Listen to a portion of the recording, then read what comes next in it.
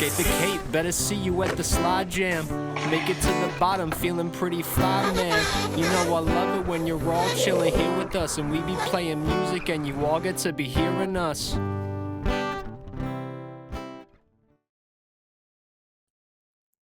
Hey y'all, thanks for tuning into the virtual Slidejam.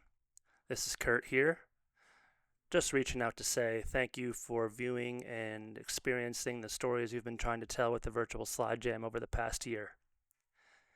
Since we started in October of 2024, we've recorded 17 episodes with 2 live streams and plenty of stories. And since we've been doing that, we've kind of been covering the costs ourselves for all of this. We've actually accrued over $600 put into the podcast, and needless to say, that's been a lot for all of us to handle ourselves. So, we're reaching out to you today for those of you who enjoy the podcast and feel like helping us with it, for your support. $1, $5, whatever you can contribute goes a long way in helping keep this podcast alive and well. And we think it needs to be alive and well because we are telling the anthology of downhill skateboarding with super rad guests like Byron Essert, Ross Druckery, Aaron Gordy, Jared Lopez, and in this episode, James Kelly, the American Dream. So we ask that if you can, please consider supporting the Virtual Slidejam podcast by donating to our PayPal, which is virtualslidejam@gmail.com, and that will help us continue to keep telling these awesome stories and bringing y'all along for the ride. We appreciate you. We hope you're enjoying this podcast. We know we sure are. Thanks. Have a good one. Enjoy the show with James Kelly. Okay, welcome to the Virtual Slidejam podcast, Season 2, Episode 1. Last season, we had a lot of cool people on. It's a lot of cool lore, and the lore gathering continues for Season 2. Today, we've got one of the most winningest downhill skaters of all time, possibly, in both results at races and also doing it as a job. If you don't know him, you should know him. And he's been here, he's been doing the thing, and he's probably the reason that a lot of you have achieved what you've done on your skateboard. And yeah, you can't say enough about this dude. James Kelly is with us. How we doing, James? Hey, thanks, guys. Thanks for having me. Yeah, man. Pleasure to see everyone in here. So we've got our normal guests, myself. Jared Lopez is with us. We've got Rob Wheeler hiding in the background, taking care of his kid today. He might hop in later. We've got a guest host, Ross Druckery. So thanks for joining us, Ross. Ross, it's good to see you, bro. You too, dude. Yeah. We got the Grizzlies Outlaw or the Grizzlies event. Out of all the ones, the what's it called? The event in the woods with all the hot dogs. Yeah, Ride the Jam. Dude. That's my goal is to get you out there next year. I've been like slowly getting more and more dudes out, and it'd be really sick to have you. Everything looks like just perfect for that event. Just I don't know, hanging out in the woods, skateboarding, camping.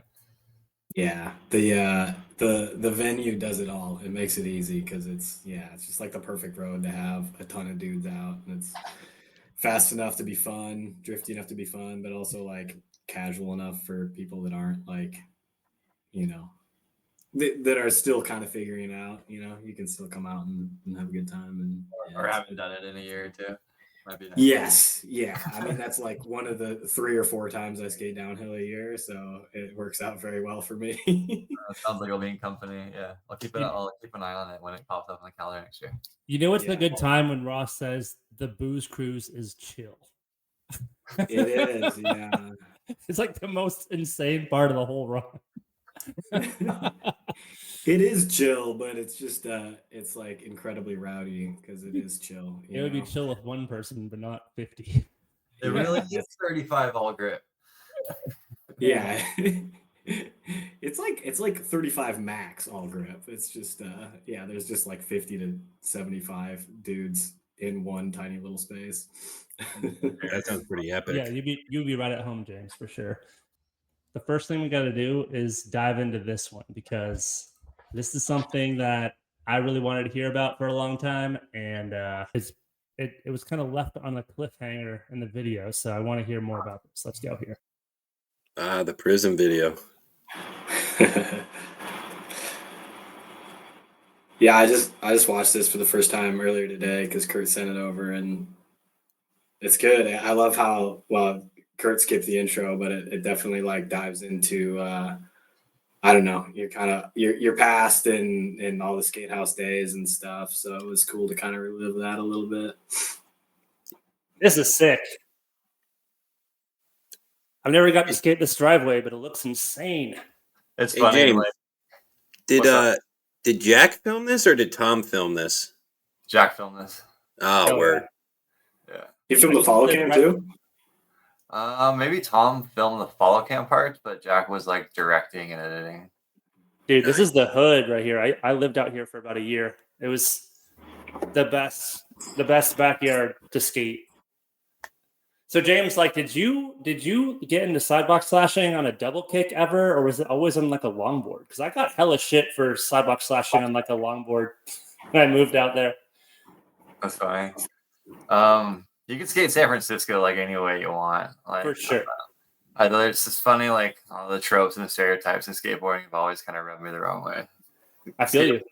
Skate whatever you want, however you want, you know. Spoken like a true like loaded rider.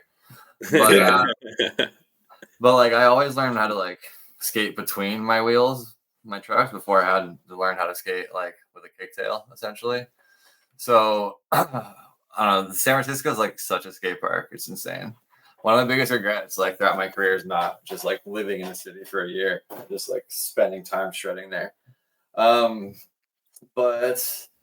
I mean, the city's sick because you can like I always loved bombing sidewalks. It's kind of one of those things where I was like in 2009, 2008, you're trying to figure out how to like push things. I remember talking like Travis Craig too. We were like geeked out about bombing sidewalks just because it's fucking gnarly. I think Kyle from Chilliwack. Yeah, Kyle Martin. He had some sick clips bombing sidewalks too. Oh yeah, it's gnarly bombing sidewalks. But San Francisco is like super sick because you can like go from the street onto the sidewalk and back on the street. And I mean, if you talk about like slashing driveways with the longboard, I mean, I remember one Sunset Slider session in particular. We were like bombing down. We were seshing this driveway, and we were I was starting at the top of this hill, bombing down the street, and then just like carving so hard into the sidewalk and just like slashing it like a wave, you know, with my longboard, and then back onto the street. I don't know, you couldn't do that on like a minute. You can't do that anywhere else. It's a very unique feeling on a skateboard. You got to go there. You got to skate. Yeah, having the space on the road to be able to like maximize it too. You know what I mean? Get a little, if you can go through fast and get out on the road and slow down. Yeah. Dude, there's so many spots in San Francisco where you're just mashing, and then you all of a sudden there's just like a 3-foot drop to like a driveway that like slants down into a garage. You just have to like slide to a stop. It's like it's exhilarating, man. It was like survival skating and like the most tech shit ever. So like you can't just bomb a sidewalk. You always have to be like turn the fuck on in order to survive that shit. And then in that, there's really cool feelings because you're like dodging and there's always obstacle in front of you, but then you have all the undulations and the curves of like the San Francisco sidewalk. So you're like feeling like G-forces in the road press against you in cool ways, and then like wading into like the top of those driveways and like unwading and pumping out of them, you know. Oh yeah. So speaking of San Francisco, we've got a guest question from one of the locals who you might be familiar with, Dave Hiltbrandt. Sketchy D. What's up, D? I love D. Dave asks, do you still have the Amdrem license plate? I wish. My mom got me that years ago. It became way more iconic than I thought it would be. Yeah, I remember the first time I went to skate house, I saw that in the driveway, and I was like, "No shit, he's got that on his license plate." I guess like my mom's always been proud. Yeah. And then one time she got into like I guess she got really into like her, you know, her customized license plates. She got one for my little brother. It said play bass, and then one for me. It said Amdram. I should have kept it, honestly. You can always get another one. Who was the first one to call you that? American Dream? Yeah. It's a good question. It was Bryson, No. striker. And Fuck yeah. This is back when he was doing he was the orator. He was doing the microphone at Maryhill. I think it was Maryhill 2009. Yeah. Oh no, it was Maryhill 2008. Maryhill 2008. I got second at that event. It was like the world championship race for our IGSA. It was like my first like kind of big event. Scoot won it. I beat him in the semifinals. Like almost had him in the finals. But yeah, I got second, and I was just, I was 18 years old. I was on cloud 9. I think he just saw this just like youthful, pure excitement. And I don't know. I'm thankful for the nickname. It was an awesome one. Thanks, Bryson. Yeah, Bryson has a good eye for sure. So got away with words. We have him on the podcast, man. He's like talking about someone who knows longboarding. Like what he was doing races in Seattle, like 2001. Like Skid Row and stuff like that. Bro, like, do you remember his Striker Tales website? Oh, did he do that for the beer company? Dude, he had like a diary entry for like every skate event he ever went to. It's still out there. Like you could go and read it like a fucking encyclopedia. Hey, watch it. We have a new guest here. Careful with the verbiage. What's up, Ollie? Yeah. Great to see that. Like, just popped on. This is a family show. Ollie, this is the American Dream, James Kelly. Oh, and classic Striker quotes. It's just not a family event. Speaking of Striker, this guy kind of reminds me of a young Striker here. Maybe we'll get some dreads one day. I would still be proud, but it's not quite the path I would imagine for him. But Striker is the man. All right, so let's rewind a bit. James, who or what influenced the way that you rode back when you first kind of like got into your own on a longboard? Who influenced the way I rode? Yeah, or like what kind of like set you on the trajectory of like the way you skated? Because everyone's got something they kind of like want to do. Like Tony Hawk, pro skater, inviting you to like do vert and transition, or like somehow you got into downhill pretty early on. I guess it was like a step-by-step process. Like I don't know, and there's definitely different people who influence like different aspects of my style. Like I always like when I was in high school, I always was skating my Vanguard, then my Dervish when the Dervish came out. I just like shred around town and shred that in front of my place, and I do like my cross steps, and I try to get a lady killer down, even though I can never do one. I don't know, different like longboard tricks. At that point in my skating, like Adam Colton was the GOAT, 100%. And then honestly, I saw like downhill. And this is like 2006. So like imagine downhill skateboarding in 2006. It's not really like that established, but there's like dudes coming out of Switzerland, like Aki and like Martin Segrist. And I saw them in like 2006 pull like Coleman slides at high speed. So I was like, okay, well that's possible. That looks really scary. I don't know if I'll ever do that. But I kept skating, every single day. And then like just through natural progression, like those more technical things at the time became more tangible and I started doing them. So then at that point, like, I don't know, just I started doing more downhill, and then I got myself like an Evo and a drop down board, and I'm like, oh, this is sick. I can bomb and go fast. And then I met Noah Sakamoto and Patrick Rizzo and James. Where'd you meet them at? Out in Berkeley. I sent you one of those vids. Maybe you can pull it up actually. That vid of them bombing Claremont. But yeah, I saw that vid back in the day too, because that vid came out like 2006, 2007 as well. And then kind of I was like, oh my god, Claremont's like right over there. I could go skate it. And then there was like a Tunnel Road Outlaw, like 2007 or something. So I went to Tunnel Road Outlaw on my Evo, and then Patrick and Noah were like, "You're from NorCal, you gotta skate a top mount, like you're that Canadian shit." I was like, okay. So then I got top mount, and I figured I was from NorCal, so I better skate like them. But how did you like meet these people? Like back then, was it forums or like just like by going to the skate shop and asking who skates downhill? Like it seems like kind of hard to find people in 2006. Like Especially Silverfish Longboarding had an event page. And then every so often, these tunnel road outlaws would pop up on the Silverfish Longboarding. I went to one of those, and then I already saw this video. So then like this dude named Brian Nez was the guy putting on the tunnel road outlaw. Yeah. And then these guys were there, and then I was like, oh, I could skate with you guys in Berkeley, and then they invited me to skate and show me a couple of hills. That's awesome, man. It's cool when you meet your heroes. It was really small. It was really small back then, like 2000. We were talking about 2007, 2006. Like I was in high school, and yeah, this is like before Big Dave and all those like San Francisco homies were even around, right? Like this is just Roots, Cliff Coleman, Noah Sakamoto, Patrick Rizzo, James Duran. Yeah, I think like Jason Safi was still in Oakland building boards for comment. We had memories of like the San Francisco like longboard festival or something, which they had like an event in San Francisco, Golden Gate Park. I think Patrick Rizzo won about like 2003, I think. I heard stories of like Eli Schmaus going out to Europe and racing hot heels representing NorCal, and I was like, oh damn, Eli Schmaus, he's the boy. This is classic. No helmet, no glove. You only need one glove for that hill, so it's just a lot. Everyone. What was that like the first time you skated Claremont? Was that scary or was it chill? I've never actually skated it. It's a scary hill. Like I don't know. I guess like nowadays, like kids probably shred it, no problem. People just skate switch nowadays, But back then, I was on like a chopped Sector 9 like bomb hills with 35 degree Randall downhill plates.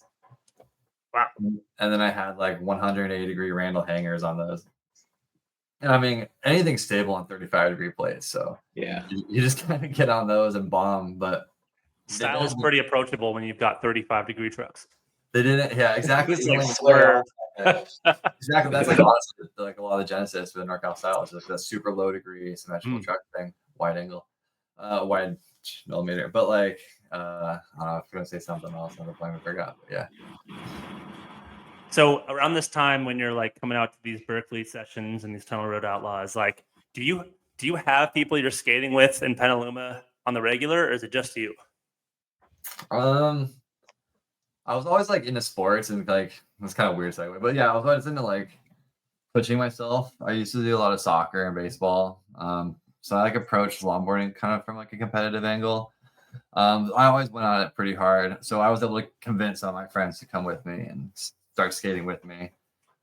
So like I made my own little crew around myself, I guess, in high school. And then we'd go out to skate our hill near the coast every Sunday. Like my buddy Joe Lee, he got pretty good actually back in the day, like 2006, 2007, and 2008. I think 2009. I think he went to DC Birthdays race, or 2008 he went to DC's Birthdays race with me. But yeah, I guess I have my own little crew here. I wish they kept going. Yeah, Joe would have been pretty good if they kept going. But yeah, I feel you, man. Like you have a crew, and then you think they're like the best in the world, and then an injury happens or something, and it's just like, oh, you're done? What? Oh yeah, no. Life happens, man. It's crazy. Yeah. Do you remember who your first sponsor was? Like, when did it kind of turn from being like just like a fun passion that maybe like was maybe like a little bit competitive for you at events to, oh, I'm gonna take this seriously and kind of get a little bit of support? Like, how did that kind of come about? I worked at the skate shop in high school. Oh, sick. And I'm like, oh, there's a skate shop. It's called Sonoma Old School, I think. God, I hope. Yeah, Sonoma Old School. It actually still exists in Sonoma under a different owner. It's in the city of Sonoma in Sonoma County in California. But yeah, I told him I was going up to my first big event was Maryhill 2007. And I told him I was going up to that event, and he was like, oh, cool. Well, I'll cover your entry fee and here's some wheels. And I was like, damn, like he's supporting me, like he's believing in me, and that was really nice to kind of help kind of realize what was possible from that, I guess. Very cool. Did that kind of like change your perspective a little bit on how you skated?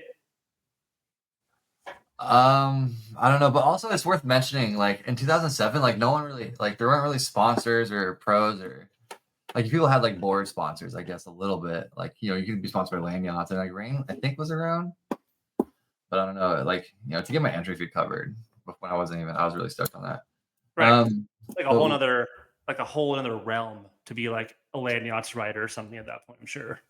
Yeah, more or less. Definitely a whole nother realm. But I don't. But like it was that whole like it didn't really that whole idea of just being a pro didn't really exist, and that was really cool because everyone was out there like doing their thing. But anyway, what was the question? I guess it's like once you were sponsored, did that kind of turn you on, or was it just like a little bit of like oh, this is sick, I'm getting supported? Like how did it feel at the time? The thing that really drove me to want to like do better and progress myself and progress like my my time in longboarding, I'll say. It wasn't about like getting sponsored or anything like that. It was because I saw becoming world champion as a vehicle to be able to see the world.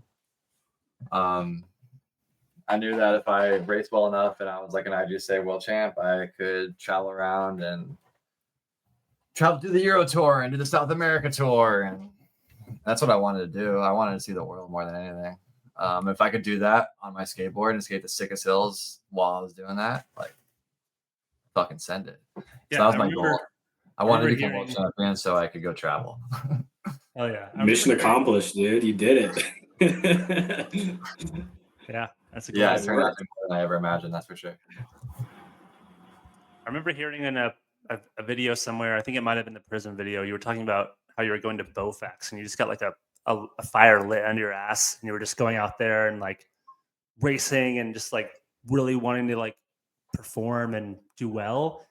That's kind of like that kind of goes back to what I was saying about like I always used to play sports. Like the way I approach anything that involves competition is like I do it well. Like I was on 3 baseball teams, 2 soccer teams, just because like an ADHD kid, But like I was taught to like, if you're gonna do something, do it right, I guess.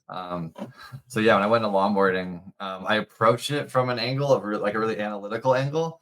Like how is this happening? Like how am I gonna do this? How am I gonna do that better? So every time I went out and skated, I wasn't just skating. Skating was awesome. It was a release and it was fear, but it was also, I'd skate with a purpose every time. I skate to get better. I'd skate to be like, okay, if I get this corner in my town good, like if I learn how to drift right, I can learn how to drift left. And then if I learn how to bomb this hill at 50, I can go to Claremont because that's drifting right, drifting left, and bombing at 50. It's just in one time. So I don't know. It's kind of how I think about things. Did you have somebody who kind of like you like aimed to kind of like teach you, or was it all just like you alone? I guess the second one more so. There's definitely key people like throughout my time, but no one the person that comes to mind more than anyone was like when you say something that'd be Louie, but we were both very parallel in our progression together, Yeah, and at that point you're already pretty far along too. Yeah.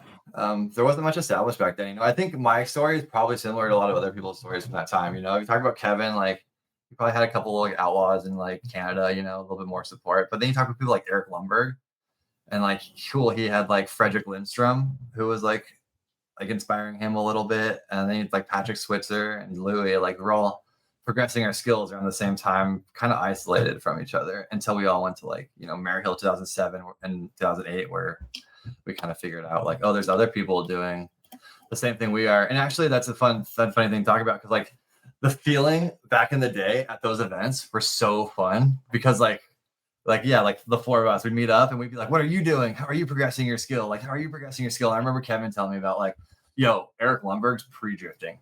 He's out in Europe fucking pre-drifting. That's so sick. And we're like, what? And this is like the summer of 2008. And we're just like, oh shit, like how is he pre-drifting? We got to do that. And then like during this video, we all basically learned how to pre-drift. This is the very first video I ever saw that people were drifting, and I was like, oh shit. And it takes a while for the drifting to even start. Like you might not even like notice what you're looking at. It's like day 3 of filming, we were able to like, do a little ones. But this is such a rad crew. Wildcat song, right? Or is it not? Mm-hmm. Yeah. Wildcat. Yeah, dude. Yeah. So James, like, it must have been pretty cool having like a crew of people who you were meeting up with at events that were like kind of pushing the same way you were. And tell us a little bit about that community of not really being like near each other, but still meeting up at these events and just being like, "Yo, like, what's up? That's so sick! You're doing this." Like, that's the coolest thing about downhill, in my opinion. It's just like that you can meet up with people at events and pick up right where you left off. Yeah, And who you're talking about, like what are you doing now when you would see each other after a while? Like who's the one that started pushing like the stand-ups first? I don't know this. I don't even know when the stand-ups came. It was a little bit later, I guess. We were just trying to like, toe side free drift into a right. Like the stand-ups were definitely like a thing, but it was we were trying to at the point we were trying to figure we were trying to make sure that we could skate any hill out there. Yeah. Because in 2007, like there were hills that were too big, hills that were too steep and too gnarly. And we didn't want to like go to a hill and be like, oh, that hill is too steep. Well, and you're skating tuna here. Yeah. So then we were able to like figure it out and like and then when if you think about way back, Adam Cullen put out this like loaded speedboard test video down tuna, and like we talk about tuna and Adam be like, oh, tuna's impossible to skate like top to bottom and stuff, and like anytime anyone tells you it's impossible to do, you're like about it. Let's go. Oh yeah. But the feeling and the vibe that we had like coming together and like rapping about like our own kind of experience and progression and like pushing the very limited like possibilities of what you can do on a longboard at a time. It was very exciting, but at the same time, like if you think about that summer 2008, like things were happening so fast, so like where's Danger Bay, we all rapped about it, and then like Maryhill came. That's the event I got second at, and then right after that I moved down to LA to work at Loaded in the board building room, and Louis was down there doing customer service. So like we didn't have time to really kind of like go back to our normal lives after kind of that summer, if that makes sense. Like we were just like, and then things were happening, and then the industry was picking up, and then like people were seeing the impact of videos, because that Otang video was like impactful, and then Chris Chapman was like, oh shit, like why is anyone skating like Apex this Maryhill? Like fuck, I got to get a team together. And then Loaded's like, oh, this is we're gonna keep doing this, and so things were happening really quick at that point. Were you on ABEC? Well, you guys all ended up on Otang. Like, yeah. Like you guys drove everything on that. You know what I mean? Well, and like, Don was the one. Like 4 or 5 of you guys went on to do. Like, how do you guys all end up at Otang? The original Otang team was like, Mike Zietzman.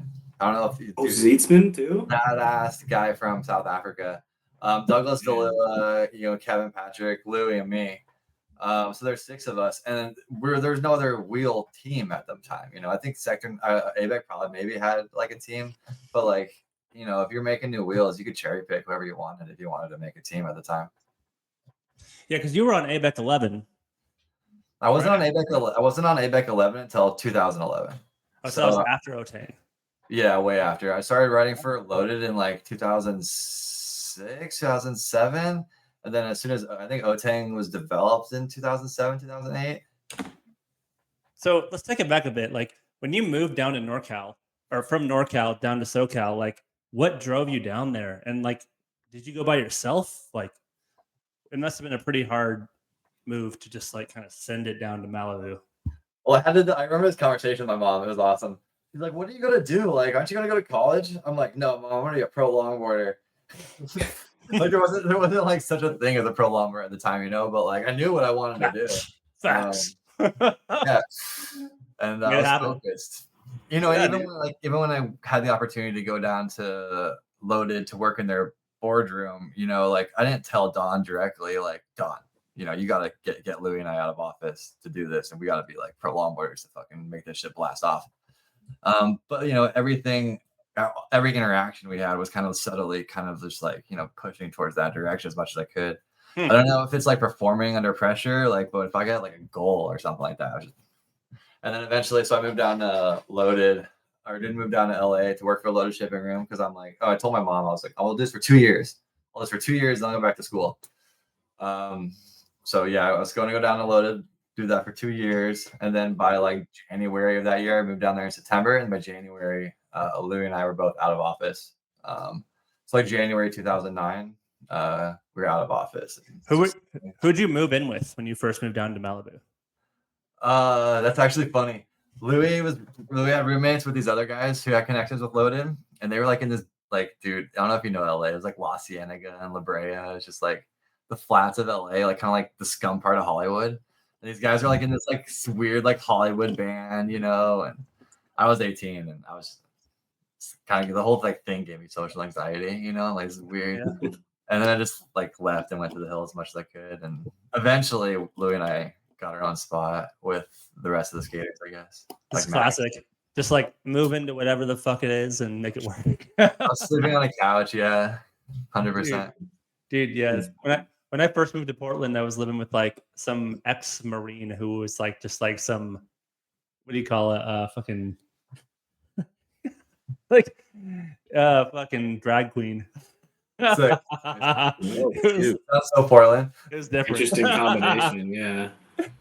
But Very on brand. yeah, absolutely. So you moved in with Louis and met him.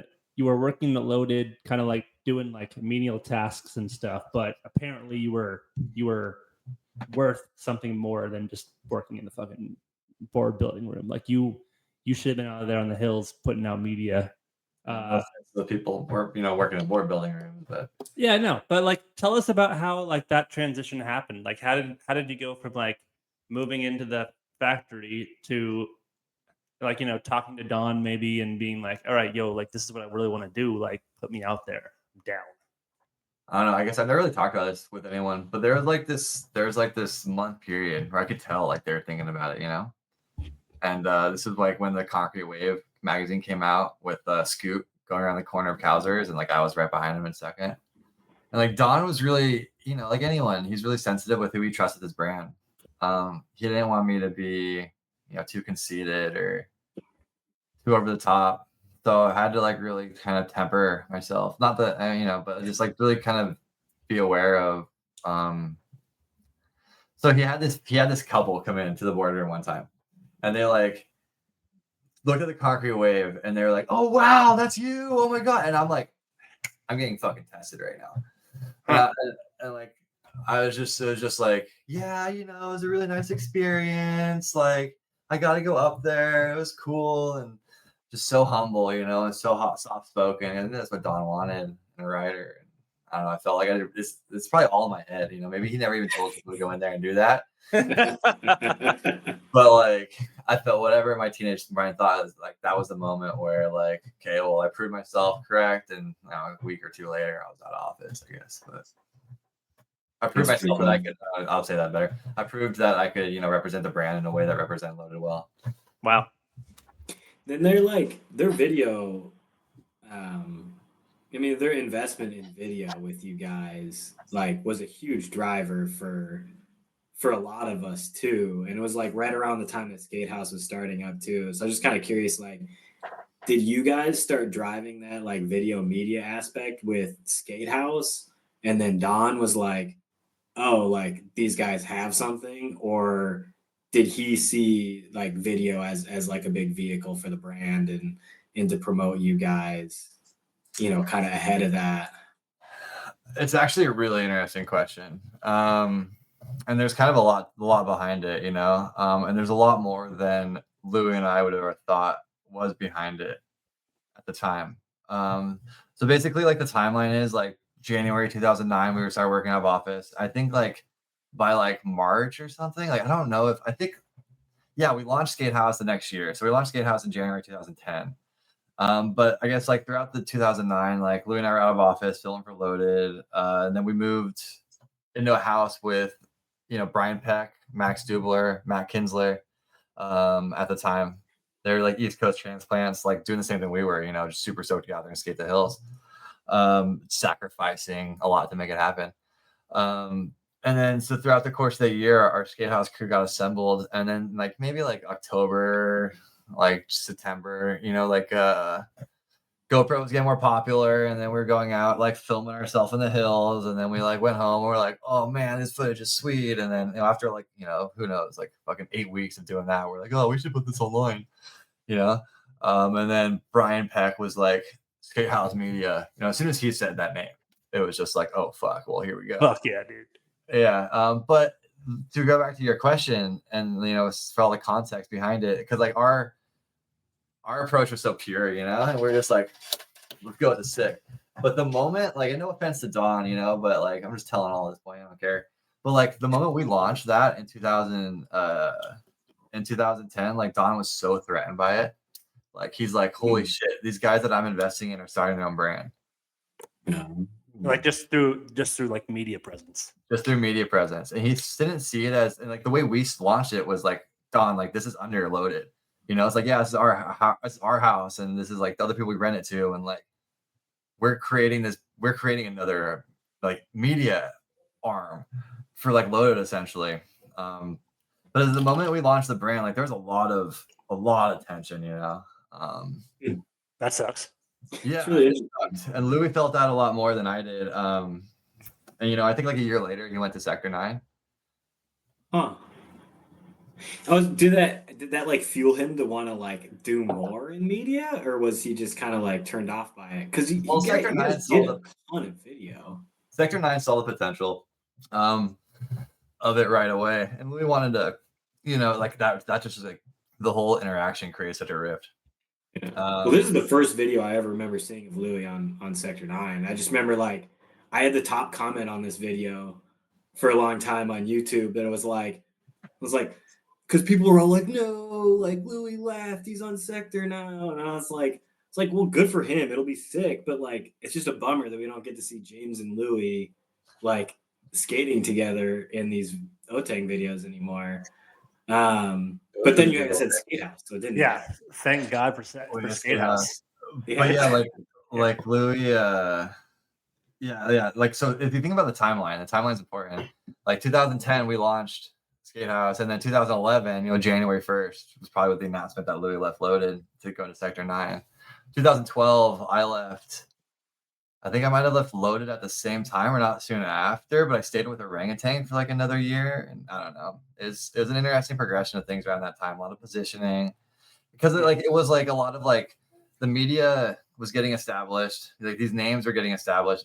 All the brands were starting to invest in media, and teams like Loaded. Loaded was the first one to do it. Now everyone was doing it. At that point, everyone was getting more aligned with brands that match their identity.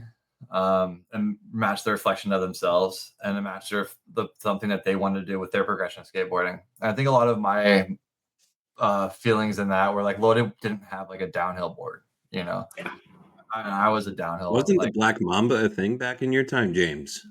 There was prototyping, yeah, 100%. And it was been prototyped since like 2006, I think. Yeah, it was like a running joke forever about the Loaded prototype, and it finally turned into be what, the chubby unicorn. It's like, well, you're fucking 5 years behind now, I guess. Late to the party. Did you have any I gotta give one more thing. I gotta give Don the credit for letting me skate like an Avenger the whole time I was with Loaded as well. Like get a lot of well, that happened with Kyle too. Like he was doing Loaded videos on the Avenger. And Louis was riding the Rogers Brothers, like they didn't have a downhill board. No, I mean, like you guys still did your job and rode those things. I think about all the time. Like, what if they put a downhill board, and what if they supported Skate House Media from the beginning? Like things could have been a lot different real quick. But. Did you have any idea about like joining Rain or any other brand at the time? Like you were talking about brand identity and what you kind of were driven to kind of like want to skate with. Like back then, like did you even care about what brand was like more close to what you represented or what you wanted to represent? Like, Let's see. I think it was 2000. God, I can't remember. It was 2011. I think it was 2011. I joined Arbor. So like, I think Louis left 2010, another year, and then 2011 I joined Arbor. And I heard like through the grapevine, because Arbor was like down the street from Loaded in LA, that they were like looking to do a downhill program. And I'm like, oh, I liked their identity of the company a lot.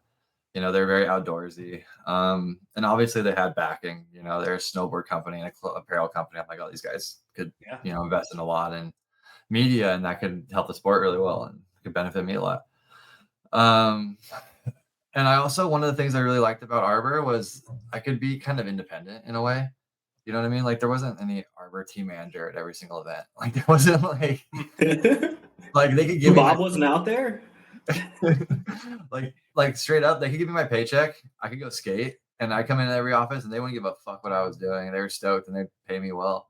You know, I didn't have any stress to be at an event and be like, oh, my team manager's here. I have to do this. I could just enjoy myself and have a good time, travel the world and skate, represent this brand, and, you know, filter their funds to the community. That's sick. Sounds like a What was dream. your first like kind of interaction with Bob? Like, what was his perspective on downhill at that time, and like, what was that like 2011 Bob? I don't know, because I didn't really meet him until like, way later. And It's a funny, now I know him well, but yeah.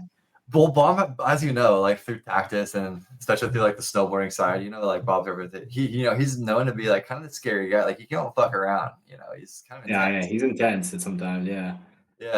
So I was a little intimidated when I first met him. You know, I was like 20 or something at the time. You know, so I remember Pablo telling me like, you know, Bob hates when people interrupt. I was like, okay, shit, I better not interrupt. You know, but at the same time, he was just, you know, things were so.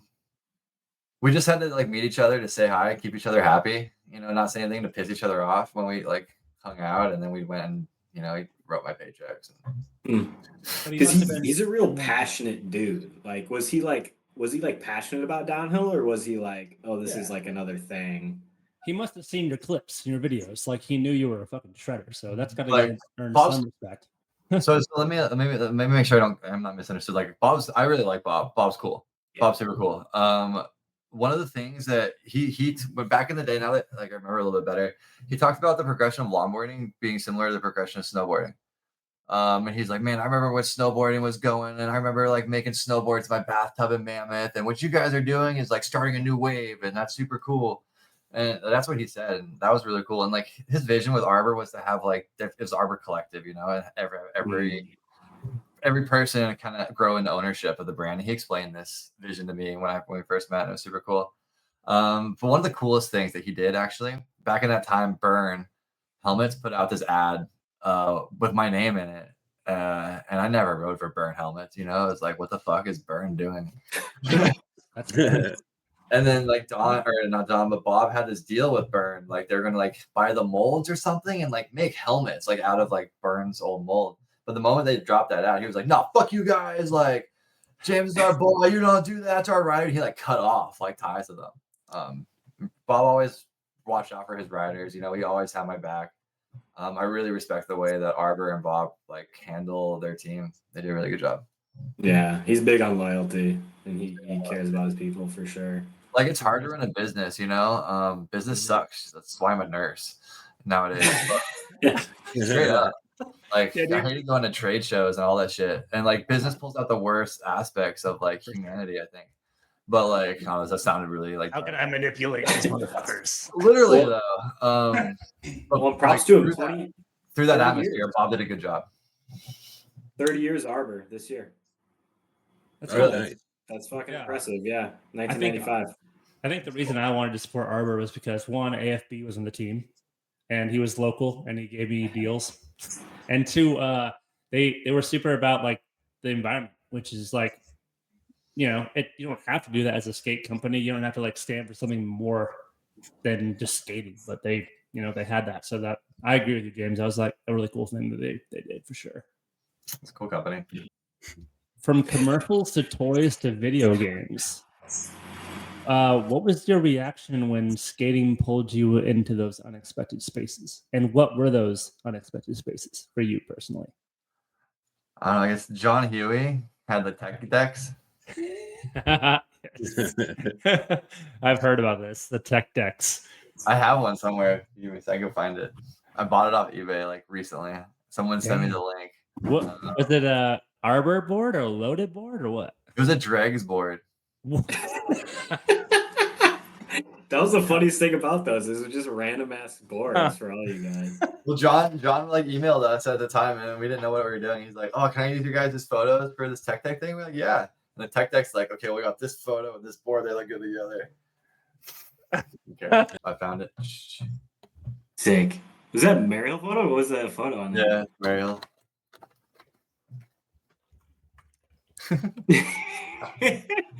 And you're like, was that like your first set of leathers too? Yeah, it's the Syed leathers. Were you always black and green? Yeah. Oh Those yeah. came out. Even my like old motorcycle leathers are black and green. It's actually this graphic I always thought was super sick. What graphic is that? It's like this like acidy like wave thing. Is that Dregs? Yeah. Sick. And sector 9 It's kind of wheels. lib tech-ish. That's so It sick. does actually, It's yeah. huge. Holy shit. What was your thoughts on Dregs? Did you kind of know a lot about that whole IGSA thing back then, or was it kind of just like off the radar for you? Well, it wasn't even IGSA, it was like EDI. Right. And that was like Biker Sherlock, and God, the history of that's fascinating actually, because like Biker Sherlock knew people at ESPN, and like EDI got like I don't know airtime and stuff, and it really kind of like was like a little bit of a precursor to our boom or its own boom, definitely arguably its own boom, you know. Yeah.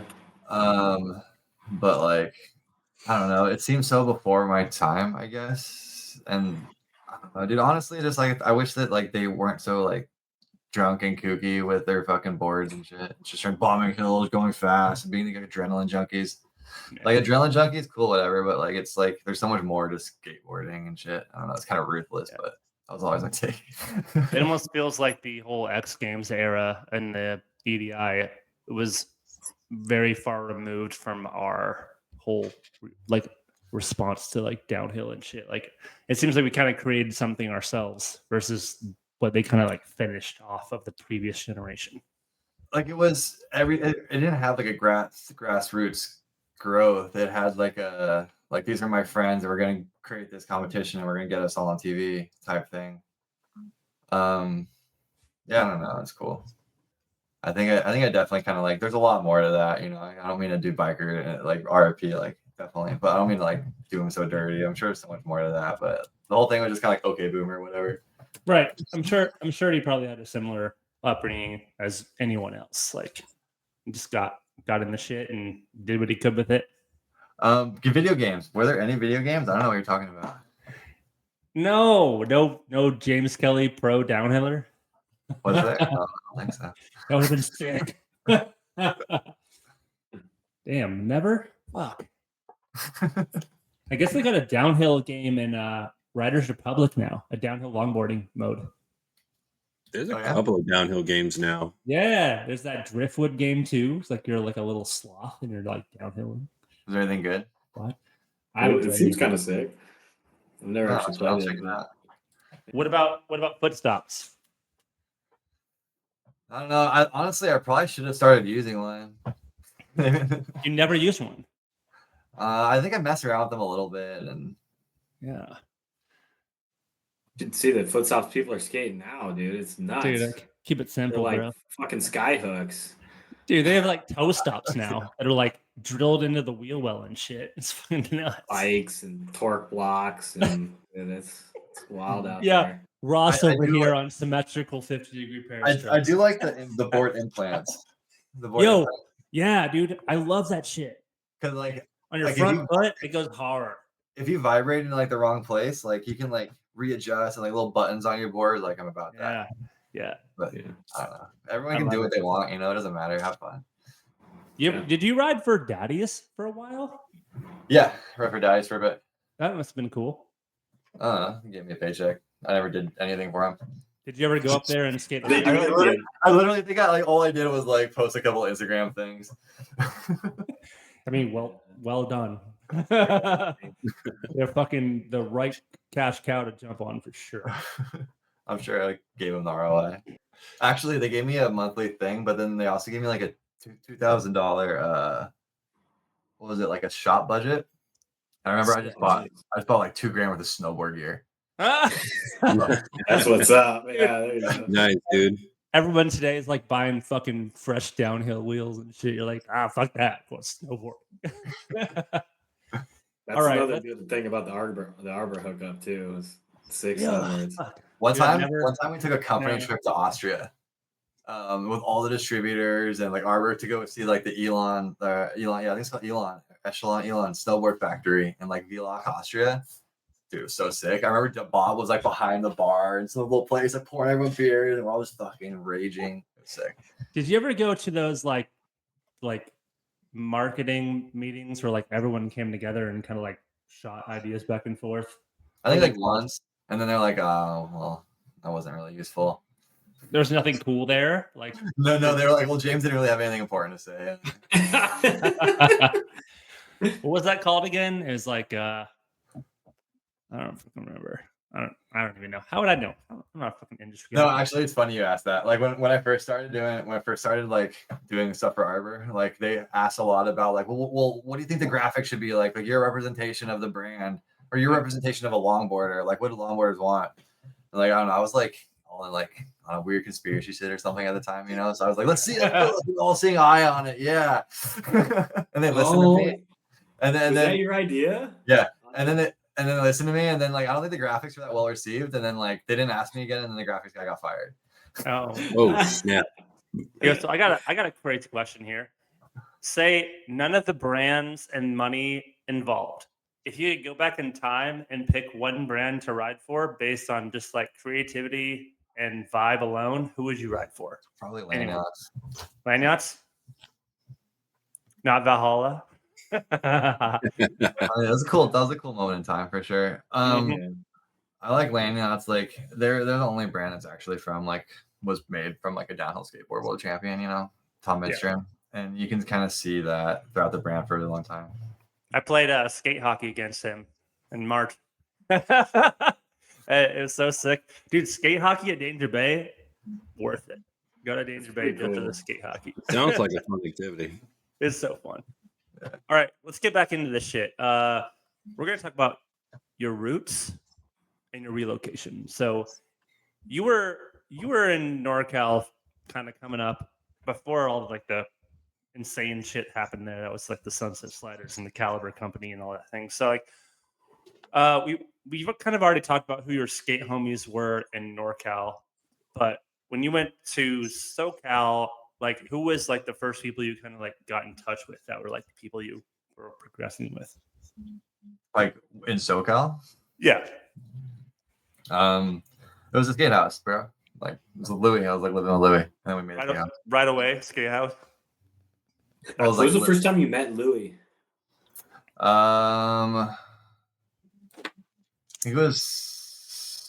must have been Maryhill 2000. No, because I was sponsored by Loaded. So in 2008 we started doing events. So like it must have been it must have been like some like filming for some random Loaded video.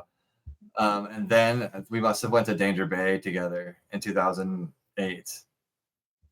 What was it that like caught your eye about him? Was it the Slidejam or the downhill race? Louis is like such a nice guy. Or what about Louis? Or yeah. Like he's such a nice guy, super rad. And like always smiling and laughing and stuff. It's cool. You guys just immediately homies, or? Yeah, for sure. Yeah. And you went to Danger Bay. Were you staying at the campsite? Actually, we like shared a lot in common. Like not many people could skate Loaded as well as Louis and I could. So when we first started hanging out, like we'd like test each other out, like who could like pump the board the fastest and all these like other little things. I remember like race pumping like down like the streets of LA to go to like get lunch and shit all the time. You know, and like we'd be finished, be like, damn, no one else could keep up with me ever. We'd be like, yeah. So like we just had so much fun skating together since like day one. We always push each other. It's better they didn't have pump tracks back then. Yeah.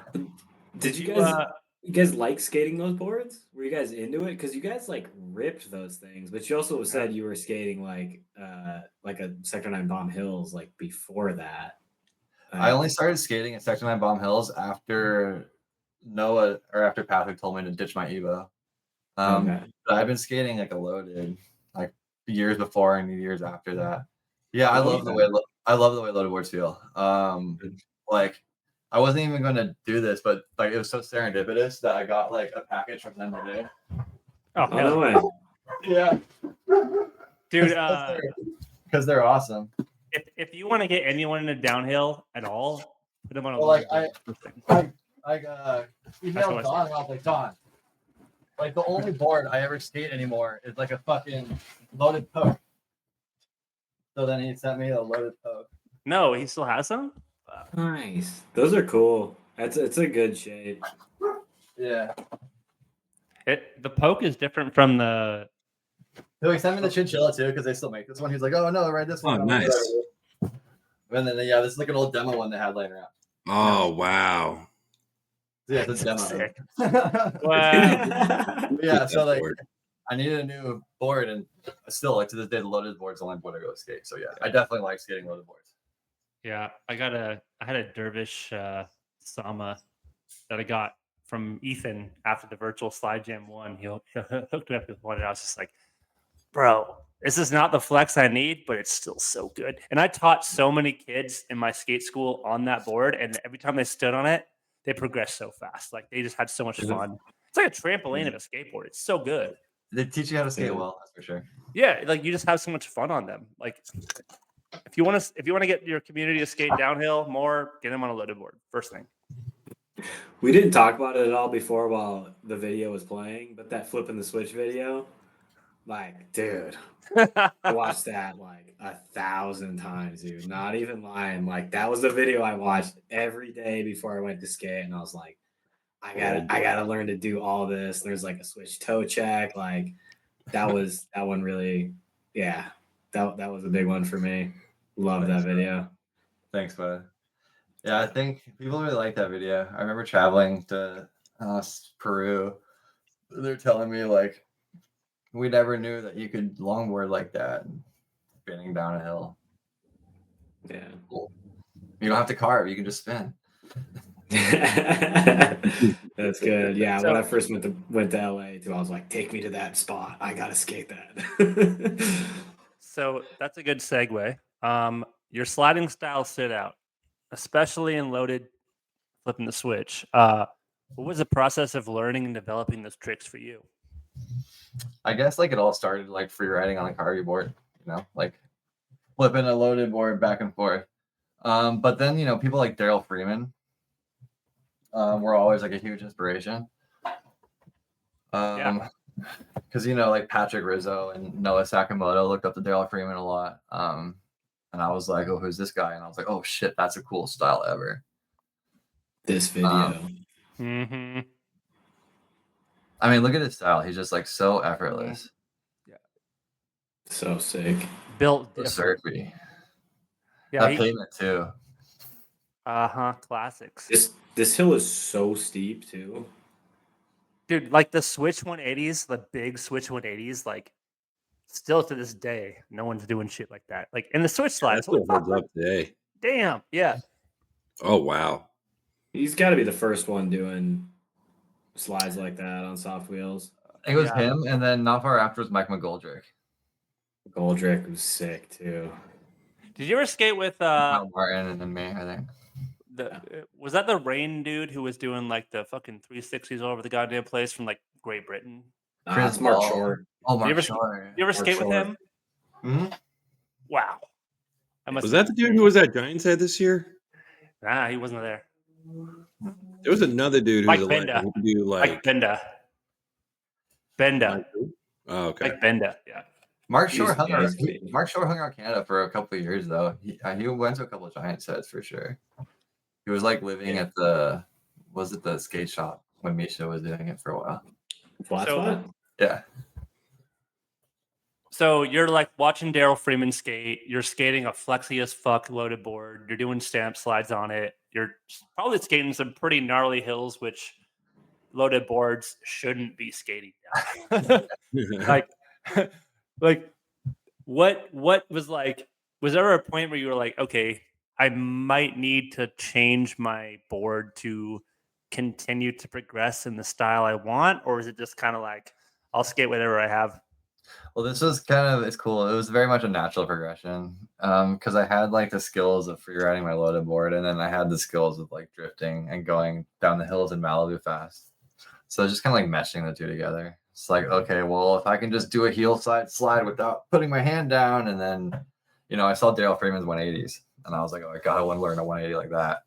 So that was a huge inspiration to learn 180s and stuff and to do corner switch. But, when you're skating every day, I don't know, as we were lucky enough at the time, it was like a natural progression. Nice. Preactive pre-drifter. Yeah. That video taught me how to pre-drift.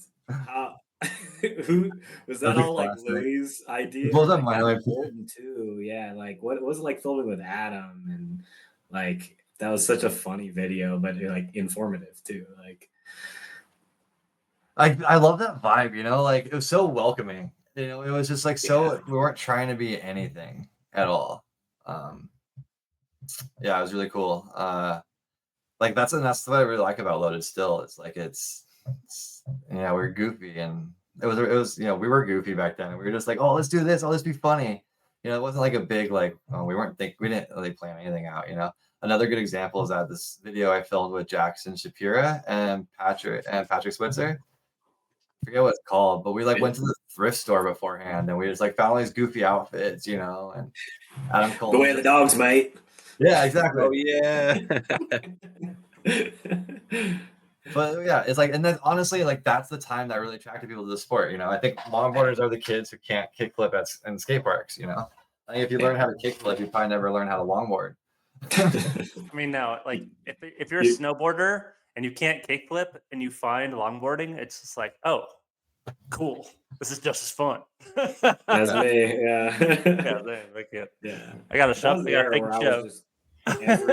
I was like checking YouTube every day. Is there a new Loaded video? Like, and I remember those coming out, you know. Same. I would watch the Loaded newsletter when Adam Cole come out with something new. Dude, yeah. I was just looking at all the videos that they first came out with, and it was all challenge series stuff. Oh yeah. All challenges. It's cool. All the challenges. It's meant to grow the community, you know. It's like we need to get our people out here skating and we need to get our people out here learning how to progress themselves. Yep. Yeah, a lot of credit to Don and those guys for really kind of sparking so much of it and supporting it in a way that was very welcoming and open. It's cruise. Well said, Ross. So tell us about meeting the Sunset Sliders. One second, my wife's distracting me. Dude, I gotta pay attention. A little titty action off screen there. That was nice. Good distraction. Is all it. The sliders. It's a good segue to sliders, honestly. True. It's the right crew. and then also like recognition to like the segue from like Loaded with scene development to like Sunset Sliders with scene development, because that's what Big Dave was 150% doing at the time, and it was so cool, and it was such a perfect snapshot of like what was happening, and how it grew super organically. Like Dave would like go around San Francisco and be like, "Oh, you skate, bro? Like come out to the Sunset, let's skate together." And then like after 2 years of doing that, he had this huge crew, and then like the scene started to blow up in the Bay Area, and like Liam was skating with them a bunch, and then Aaron was, and Byron was, and it was like really organic from everywhere. Really cool. So like I guess like when it all started, we were just like I wasn't there that often, but every time I could be there, like I get like social anxiety, you know, because I was intimidated because I thought it was really cool. Like this is the shit. Like these guys are in San Francisco, like just skating all the time. Because I really wish I could be in San Francisco skating all the time.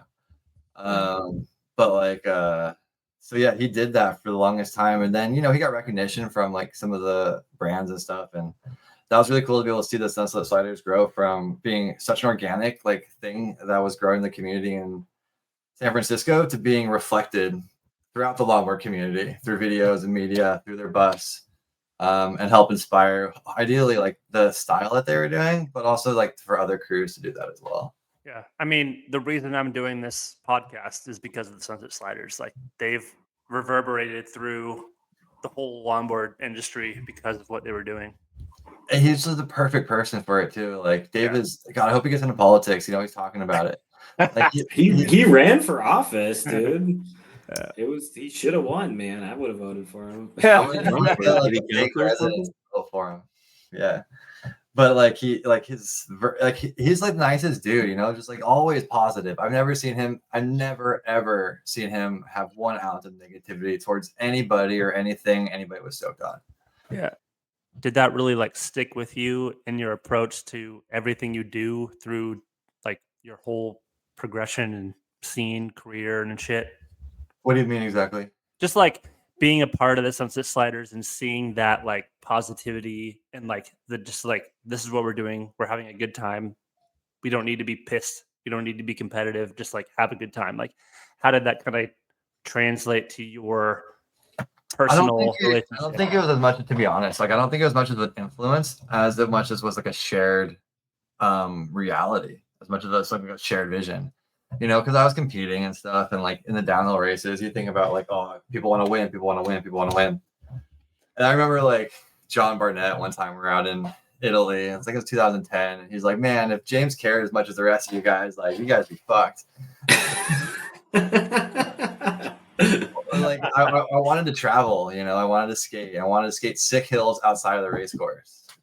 You know, and the Tunsil Sliders represented that. So maybe it's just like a NorCal thing, you know? I think it's probably just a NorCal thing. I don't think that's ever changed. Like, people still go to races and they just like rip hills on the side. So you go to Danger Bay and you skate, you know, you skate Lions Bay and all the other things up to Squamish 100%. Like, you don't go to Danger Bay without skating the BPs in British Columbia. The Vancouver crew is throwing like Wednesday sessions, just like the Sliders did right now, killing it. Oh yeah, no, dude, it's massive over there. Like they're crushing it. 20+ people every week. It's the same as the Slider session. It's just like meet up, rip a hill, style it out. It's fucking rad. Where is this happening? In Vancouver. Sick. So, okay, I really wanted to get into this one because this is one of my favorite skaters, AFB. You are noted for finding him and bringing him into the world that we know of. So, tell us about Aaron from the block.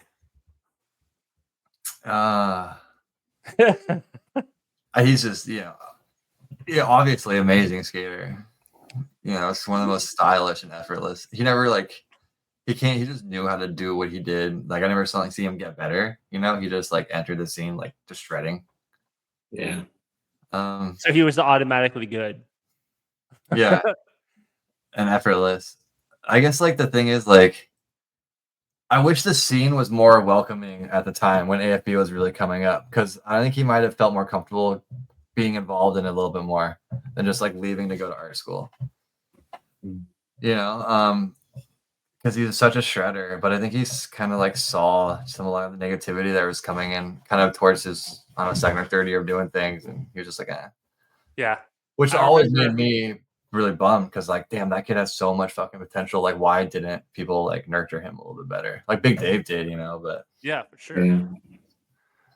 Yeah, it was definitely a bummer how he kind of just, fell out. I mean, I'm sure he's doing great things now, but like, he was just such a genuine, like, happy, cheerful, like, dude to be around. Yeah. And he went and did stuff that made him happy. You know, he didn't have this like, I have to skateboard, like I have to do whatever. He didn't have this pressure to put on himself. Like, he was like, oh, I don't know if this is making me real happy anymore. I'll do like go to art school. I think I have so much respect for that, but I have not respect for the scene. Yeah. I think he did like rip for the time that he was in the scene.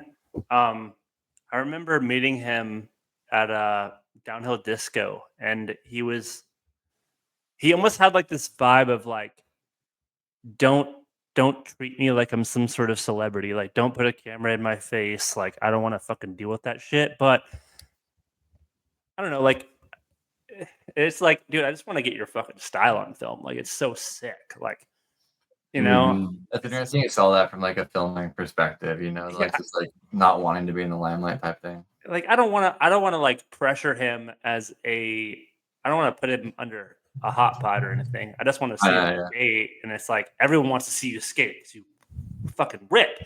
And like, you can watch all of his video parts, and they're fucking epic. Every one of his video parts is insane. So one of the most underrated skaters from that time, I'd say, probably. Yeah, like not everybody is like meant for the industry. And I wish he was here to sit for him to say his 2 cents too, you know, like, so take everything I said with like a grain of salt. You know, it's just what I saw from my perspective. Okay, let's jump into the next question. How did skating evolve for you from small local events to being on the road every weekend? I don't know, it was fun. It got crazy for a while. I guess like 2000, as soon as 2011 came along, like things were really starting to pull us, and it would be like we'd go out on like our trip, or we go on like a 3-week, 4-week like skate trip, hit like 3 or 4 events, do do like a shopper thing, and come back, sit on the couch for like a week, sleep, go skate Tuna once or twice, and then just go do it again. And I have this one memory actually where I was like going on the road, and then do my thing. And I come back to skate house, sleep on the couch, and I felt really bad because there's like a crew of like 8 skaters from Mexico there. And they're like, "Come on, let's go skate. And I'm like, "Bro, like I'm leaving. I just got here and I'm leaving again in 5 days. Like, I just want to sit on the couch right now." But like I'm not complaining. Like it was awesome. And like that lifestyle was really comfortable, because I like that go. Like I don't like to work hard. I like to do stuff like that. But then when I want to have my downtime too, just go home. Okay. Speaking of that, we've got a guest question here for you.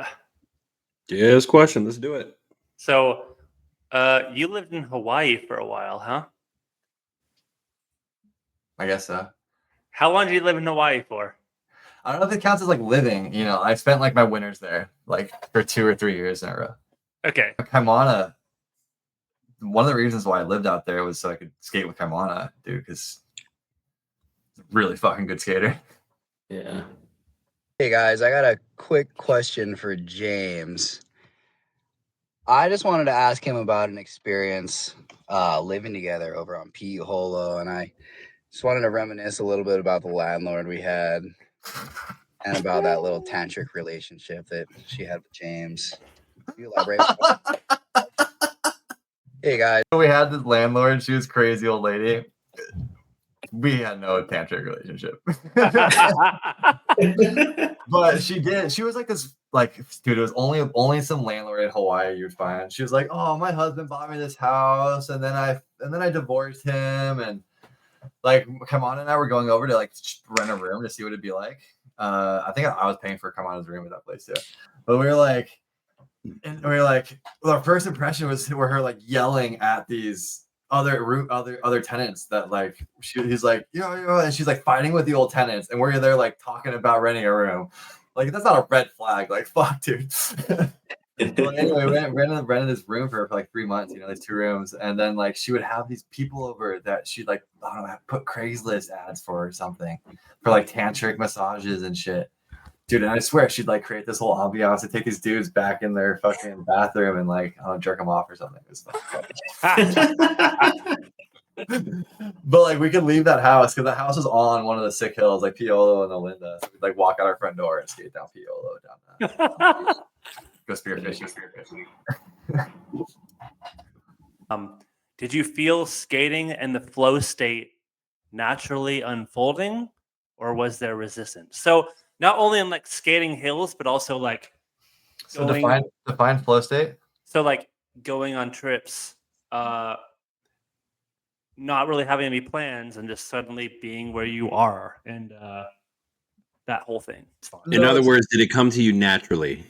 It's a good question, and like let me think. I'm not sure if I understand it correctly, but like the way I understand it is like I don't know, skating and it's really this is something like a phrase that I keep coming back to in life, and a phrase I like to tell people sometimes. But like if you're passionate about something, you're gonna push and you're gonna push and you're gonna push and you're gonna work fucking hard to get there. Work fucking hard for that dream, and then all of a sudden, like at one point, if it's meant to be, I guess like that dream will start pulling you. So that's definitely what happened with longboarding. Like I pushed and I pushed and pushed, and then all of a sudden around like 2011, 2012, like I wasn't pushing anymore. I was just trying to keep up. Yeah, you were just getting pulled. Yeah, because you had a TED talk, and it was kind of my TED talk. My TED talk was about like it took you had to listen to the whole thing to hear what it was actually about. My TED talk was about understanding the luxury of being able to take risks. Like I was able to take a risk with my taking a break from school, potentially not going to school, and do this longboard thing because I had the support of my family back. I knew if shit hit the fan, I could go back to my mom's house and I could figure life out. I wasn't going to go to shit, and that's such a big luxury to do. And not everyone has that opportunity to take risks like I have. And I think people that do have the ability need to recognize luxuries that they have in life and help other people achieve the same type of things. Yeah. I think I listened to your TED Talk and I was like at a point in my life where I was like, do I really want to like give this much energy and effort to the skate community and like skateboarding? And I was like, there's not really much in it for me besides just like experiencing life. But is that worth missing work and not having like a job that pays me well and gives me like health insurance? So that is what I took for your TED Talk. It's like, is it worth the risk to like kind of do the thing?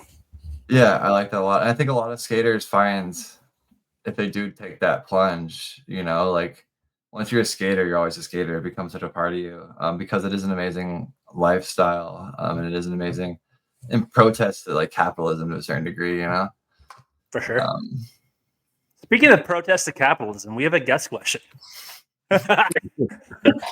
from Casey Morrow. Yeah. That was a rough tangent there. Go for it. He's a capitalist if I've ever known one. What are your favorite bathroom memories? Locked in Rip City, the birth of Aaron from the bathroom, Pat hogging the porta potty at Britannia. There's got to be more. Does someone dude, put a it's bathroom curse on James? Tyler Howell front flipping. those are all great ones. And it's amazing. There's so many. But the thing that came out of my head right away was what the Zoo Bomb orgy at Maryhill one year. Yeah. Another orgy? Fuck. Yeah, I wasn't there, but like the whole campsite knew about it, and like there was like one light on in the whole campsite, and all these like it was 2009 like Portland Zoo Bombers were just like running in and out of this bathroom and like giggling and just like the Zoo Bomb people, because they bombed that hill in Portland on their little bikes and stuff, And do orgies apparently. And do orgies, yeah. I know that was even a thing in Portland. Dude, it was this crazy big like bathroom orgy. I remember it one year. This is the same year that Tim Dell went to Maryhill. I was like, America. But yeah, the bathroom orgy. That was crazy. Well, this is like in like the park in Goldendale, right? I think it was like one of the first campsites, like before the park. We were on this like almost like rodeo venue, like not too dissimilar from the Giants at campsite. Okay. Well, I'm not surprised. But tell us about Aaron from the bathroom. More behind that. I don't remember that one. Probably for the best. What are you talking about? There's a video of it. I don't remember a lot. Remember the video of Skatehouse Media where you guys are just like destroying your apartment? Which one? You're like, it's just about you destroying the apartment because you're moving out. It's like Max Dubler, Tyler Howell, Casey's there. Yeah, I remember that night. I don't remember the Alicia. video as well. I remember a photo. Skatey Katie was there as well. The only question we have for James on that one is, do you remember the house video? Oh, he's gone. Yeah, I was just telling about that. Like, tell me more about that. He's like, it was just this like thrasher videos called the house video. It was just like drunken mayhem, and they were like destroying their house and skating this ramp inside of a building and just like completely destroyed it all. And my understanding is that was kind of what spurred that destroying of the skate house. And then it happened in Portland too, at the Portland skate house, and everybody destroyed that house too, and it was mayhem because the house video. Do you remember that? Okay, yeah, it's all ringing a bell. I wish I remember. Yeah, the Thrasher video. Yeah, James, what about you getting stuck in the Rip City house? Sorry, what? What about you getting stuck in the bathroom at the Rip City house? That was funny. Yeah, like my first. God, that's so long ago. But yeah, like literally you know how like the you have like the little door thing that goes in and out, and then you have the two screws that like have the shield over it. Yep. One of the screws got loose. It got stuck inside of the thing. So like I legit like couldn't get out of the bathroom. The skate shop. That's funny. We were at the Sunset Sliders estate, and Eric Jensen got locked in the house one year because of the same problem. We filmed the whole thing. It was great. As you do. So you have a curse on you, bathroom curse, apparently, according to Casey. If if all I have is a bathroom curse on me, I'll take it. All right. We're going to get into journeys and adventures now. The Double Dutch bus tour. What stands out for you on that trip? You gotta remind me which one's a double Dutch bus tour. That's Uh, little Casey. That's the one with the skate bus and the Sunset Sliders bus going down to Santa Barbara and staying in the Orchid. Yeah, that was awesome. Yeah. That was nice because like we didn't feel like, you know, like sometimes when you're like elsewhere, like you had to like represent something, or like people are like, oh, what's California like or whatever. But like the Double Dutch bus tour was just the homies, you know, all the friends. So it was like a real skate trip. It was real sick, and it was a bunch of us too. Yeah, dude. And I remember like you were on the Sunset Sliders bus, and I think that's the first time I ever like really had the opportunity to like hang out with you and meet you. And I didn't know anything about the American Dream or anything like that. So I was just like, who's this dude? And I was filming you, and you were doing like sick fucking bonuses at the skate parks and like ripping the ramps and like putting the fucking coffee in my face and being like, this is what happened to a bunch of fucking skaters. Fucking like you run out of fucking coffee. It's just like dope. It was dope for you to be like very like open and like homie with like a person who was just like holding the camera in your face. Like it's just like, all right, yeah, like this is fucking sick. Let's fucking record the fucking memories because we're out here. There's a camera here. This is fucking sick. It was. I felt like, yeah, it felt like a little bit liberating on those tours. Yeah, they're super fun, super nice. That was so good. So we have a guest question from Big Dave. He says, I want to ask him maybe about what he has to do with his power to manifest magical things for himself, like the grilled goat we had at the end of the world tour. I recall waking up at the beach in Santa Barbara and James looking at me and saying that he had a vision that we were going to have a roast pig and a luau that night. I remember that. I remember you saying that you were going to have a fucking roast pig luau. And we were like, nah, dude, we're not going to get a pig. But then everyone was under the impression that we were having a luau. And then we fucking had a goat. The goat was Double Dutch tour. That's what I was gonna ask about because that was a hilarious story. Do you remember how that went down? Cash money, and we had a fucking goat sacrificed to us. Yeah, dude. You guys give me too much credit. That's sweet. But no, the whole tour, everyone was talking about manifesting shit. Like the whole Double Dutch tour, we're all just like, oh god, who's the guy who's the cook there? You know, the chef. It might be Dead Fred. Dead Fred. Mm-hmm. Dead Fred's, you know, he's like on mushrooms or whatever. Talk about manifesting shit, and we're all like, yeah, let's manifest our reality, you know? Like there's so many of us. We have such like a strong conscious power.